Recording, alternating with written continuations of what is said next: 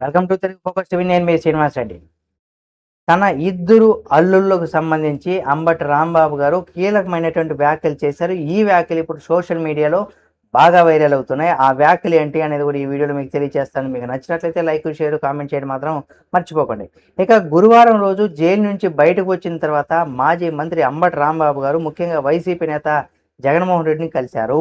అనంతరం ఆయన మీడియాతో కూడా మాట్లాడారని కూడా చెప్పుకోవచ్చు. అంబటి రాంబాబు గారు చంద్రబాబును తాను ఉద్దేశపూర్వకంగా తిట్టలేదని కూడా చెప్పుకొచ్చారు.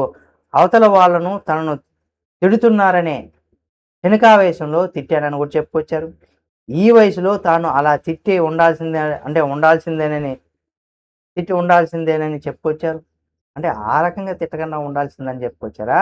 లేదు, ఈ వయసులో తాను అలా తిట్టి ఉండాల్సిందేనని చెప్పుకొచ్చారా? మళ్ళీ తిట్టినందుకు తాను పశ్చాత్తాపడుతున్నానని, పశ్చాత్తాపానికి మించినటువంటి ప్రాయశ్చిత్తం లేదనేసి కూడా, అంటే ఈ వయసులో నేను తిట్టుండాల్సింది కాదు అనే ఒక విధంగా కూడా చివరికి ఆయన చెప్పుకొచ్చారు. ఈ వయసులో తిట్టుండకూడదు కానీ తిట్టాను అని ఇప్పుడు పశ్చాత్తాపం మించిన ప్రాయశ్చిత్తం లేదని కూడా ఆయన చెప్పుకొచ్చారు.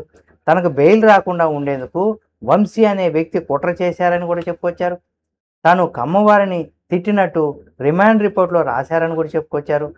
అయితే తన కుటుంబంలో 8 మంది ఉన్నారని, వారిలో నలుగురు కాపులు అయితే నలుగురు కమ్మవారని కూడా చెప్పుకొచ్చారు ఆయన. తన ఇద్దరు అల్లుళ్ళు కమ్మవాళ్ళేనని చెప్పుకొచ్చారు. తాను కులం పేరుతో ఎందుకు దూషిస్తానని ఆయన అన్నారు.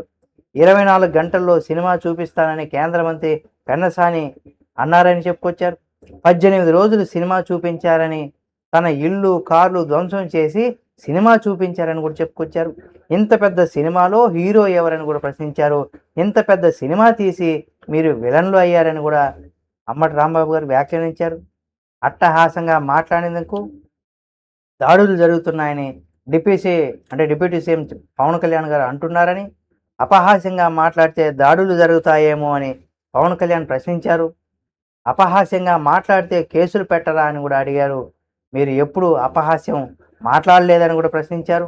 పవన్ కళ్యాణ్తో వైసీపీ ఎమ్మెల్యేలు నా కొడకలు రారా అంటూ చెప్పు పైకి తీయలేదని కూడా ఆయన చెప్పుకొచ్చారు. అది కూడా క్షణికావేశంలో కాదని అందరి ముందు జనసేన సభలో అన్నారని కూడా చెప్పుకొచ్చారు. అన్యాయం అని చెప్పినందుకు కూడా మీకు చంద్రబాబుకు నాకు తేడా ఏంటని కూడా ప్రశ్నించారు. కాబట్టి ఈ వ్యాఖ్యలు ఇప్పుడు సోషల్ మీడియాలో బాగా వైరల్ అవుతున్నాయి.